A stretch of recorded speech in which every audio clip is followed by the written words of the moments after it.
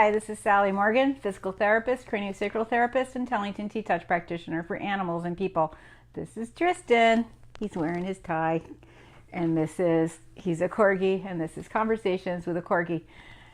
And there's so much going on. I am so busy and trying to stay organized here. We had a great time for Conversations with a Corgi live yesterday at Eddie's Wheels with my sister, Dr. Judy Morgan. Talking to Leslie there about the history of Eddie's Wheels and how we decide to get wheels for a dog and how her carts are made, and watch Charlie getting fitted for his cart, and got a little insight into the measurements that you might take if you live far, far away. You might have to do this on your own, and so hopefully that video will help you get your Corgi fitted for a cart. So there's several things I wanted to talk about today, but I think we have to go with the one that is the most timely, which is that today is the final day of the New England Morgan show. And my name, of course, is Sally Morgan. I'm wearing my Morgan shirt, one of the many I have from that show. And for a good decade of my life, that horse show was very important to me, and I showed there every year with my horses, and who were Morgans, of course, at the Morgan show. And we did some demonstrations there at night of musical freestyle rides to music, my horse and his brother action, owned by my friend Janet. And then we also did a pas de trois there with Burgers in action. Burgers was my horse, and my other horse, LHM Nighthawk, with our friend who is now a professional trainer, Chris Hickey, riding Hawk. And they were well received, and it was just such a fun, nostalgic time of my life. So I love going to the New England Morgan Show. It is one of the largest Morgan shows in the country. Depending on attendance, it can be the largest Morgan show. And for years, it was considered the National Morgan Show. And it's held right here in Northampton, Massachusetts at the Three County Fairgrounds, where it has been for, I don't know how many years the show's been going on, but about 100 years. It's a very old show. And when you go there, you could be in the 1930s or the 1950s or even the present time, because things are still, they have a country feel. There are actually now some Mennonite families coming to show their Morgans at the show. They have competitive driving, they have riding, they have jumping, they have saddle seat, they have Western. I think Tristan just noticed the camera. I don't know. He didn't eat his breakfast today. I don't think he's feeling very well. He's been on a breakfast protest here for a few weeks, so we'll have to get something better for him for breakfast. Anyway, so the Morgan show still has that country feel. There are box seats around the arena, which is in the middle of a racetrack that is no longer used for racing. The grandstands are still there, the same ones built at the turn of the 1900th century, and it's just a very nostalgic place for me to be.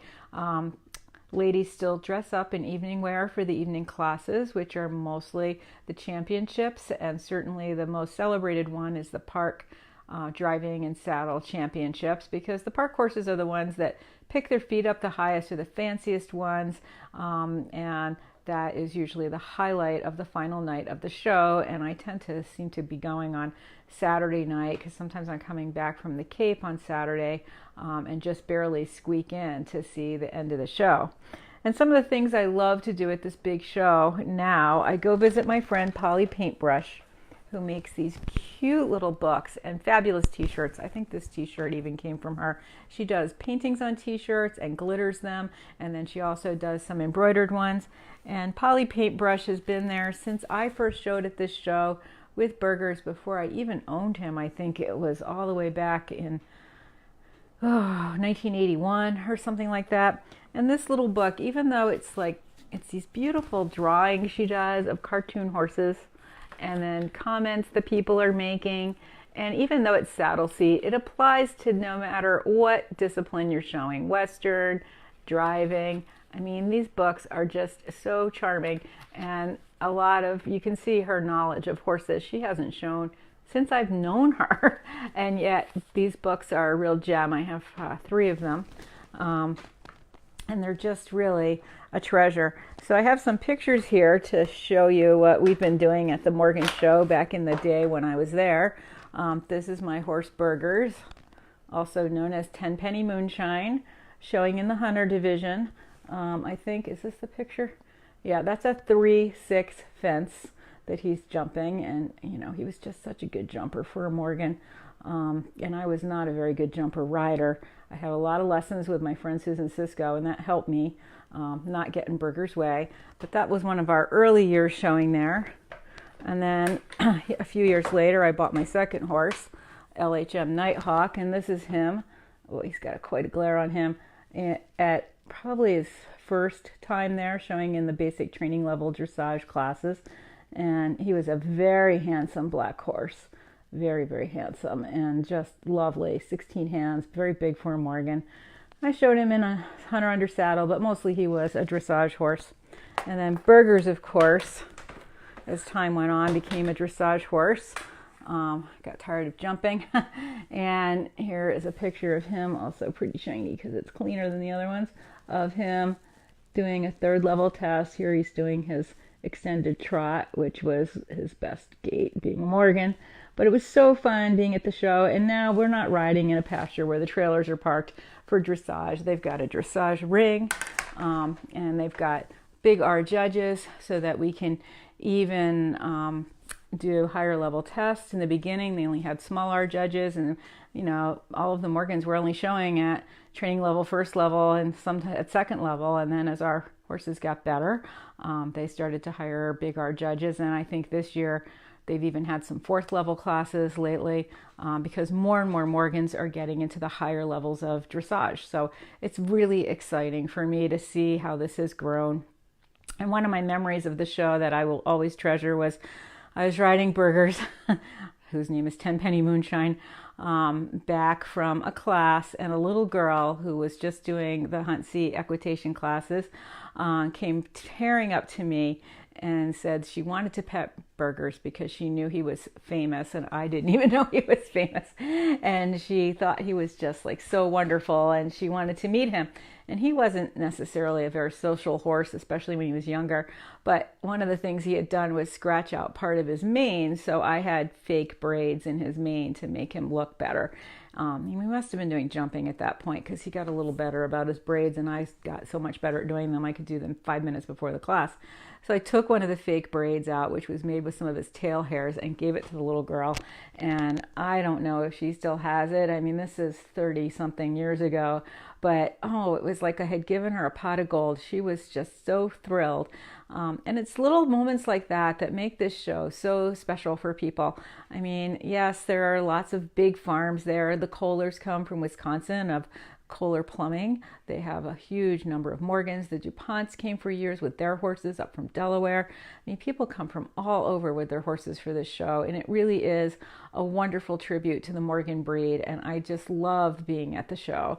And it was a little sad for me to be there after I didn't have my horses anymore, so I skipped a few years. And even when Berger's was quite a senior, we went over there and showed in trail class, which was also really fun. He was never great at the rope gait, but at some point they took that out, and he also got much better at it. And he won the trail class several times, and it was so much fun for me to go over there and just show in one class where it didn't really matter if he won or not. He was a great horse to me. He had already been champion in hunters, champion in combined training, champion in hunters under saddle, champion at training 1st, 2nd, 3rd level dressage, done demonstrations. I mean, there was nothing more I could have asked from him.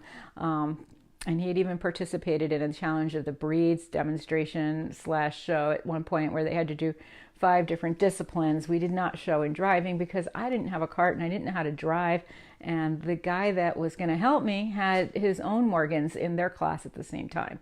So we didn't do that. But he had done so many things. So it was wonderful just to go in the trail class, walk over a board and back up and back in an L and get letters out of the mailbox. And many of the other people that showed in that division were seniors on senior horses. So that was really fun, chatting about the show and catching up with some of the people there. One time coming in for the trail class, when Berger's probably in the last 2 or 3 years of his life, we got a flat tire on the way in, and the AAA guy had to come and change the tire on the trailer. We were going 8 miles. While Berger's was in there, he couldn't believe how quiet he was while he did that. I didn't want to unload him because we were in a busy intersection. It was kind of a nightmare. But anyway, we got to the show and he still went in and did a great job and probably won his class. So I am going over to the Morgan show this afternoon. This morning I have to bake Corgi cookies because we're having the Mayflower Summer Corgi Picnic in Southampton, Mass, which is right near here. It's about 10 miles away. And they're having costume class for little Tristan. And so we have to get ready for that today. And I also need to vacuum my house. The Corgi here is getting pretty deep. So we have a lot of things to catch up on. And I've had a little email hiatus this week. I've purposely let myself do as little with email as possible because when I was away, it just got overwhelming. And I still have 1,500 emails to go through. Now, not all of them are important. Some of them are like, so-and-so sent you a message on Facebook. But it is just so much work to keep up with my emails. I can't do it all the time. And if I miss even one day, it's an hour and a half of my time the next day to catch up. So another one of our missions this weekend is to get on top of that because it's really turning into a nightmare. So we're off to the Morgan show later. First, we're going to make some Corgi cookies and see if we can get this little boy to eat his breakfast. He has no trouble eating his dinner. One morning I was fixing my own breakfast and lunch and some stuff fell out of the cupboard and scared him. So since then, breakfast has been a terrible time. And you need a bath. You're kind of stinky. I think we might have to wash you off today too. That beach really stays with a fella. Anyway, thanks for joining us today for our look back at the New England Morgan Horse Show. I have many coolers and ribbons and trophies from the show. And it really is an important part of my life. And I am very happy that it's in my hometown now so that I can easily run down there with some of my horse friends and enjoy an afternoon at the horse show just like people did in 1910 and 1930 and 1950 and 1970. It is really just a trip down memory lane for me. So if you haven't ever checked it out and you like Morgan horses, go to their website, New England Morgan. It's really interesting. Oh, somebody's in Berlin, New Jersey. You know what? There's a lot of Morgans at the Morgan show from Berlin. I think there's a couple of big farms in that area. But I've seen that name several times in the program. So, yeah, we have a busy day. We got to get going on cooking those Corgi cookies because they take a long time and there could be some screaming in the kitchen when my oven and I don't have a good relationship about when they are done. So thanks for joining us. We'll see you tomorrow from the Southampton venue for the Corgi picnic. And that thing starts at 10 and goes till 2 or 3. So we will be doing the Facebook Live from there, praying that they have Wi-Fi. They might not. And I have a hotspot on my phone, but that doesn't always work. And I'm not sure. Southampton's fairly populated, but it's a little rural where this place is. Do you know what CoQ10 is? Yes, and you use it for your dogs. Yes, CoQ10 is great, and I take it myself every morning. It's good for your heart. It's good for your nervous system. It's good for your organs. It's good for your longevity. There's nothing bad about CoQ10 except that it costs a lot. You can't find 20 milligrams. Really? Have you looked on eBay? Or not eBay, Amazon? I feel like there's some out there. 10 milligrams. That might be harder to find. And it is in like a gel cap, so it's really hard to split it.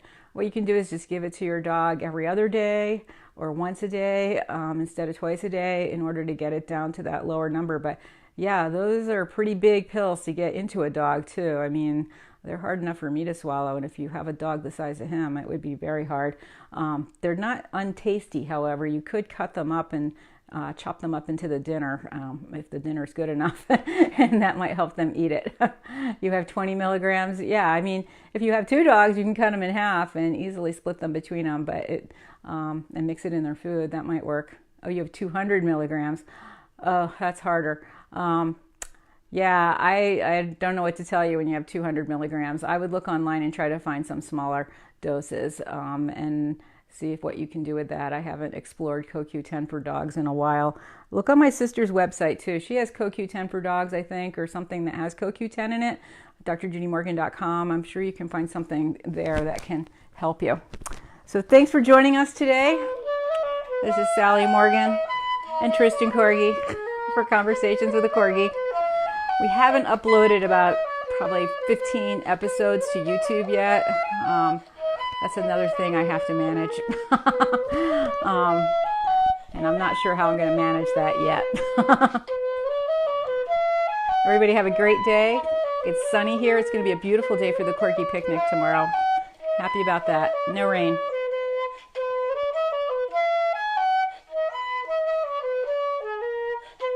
Right, Tristan?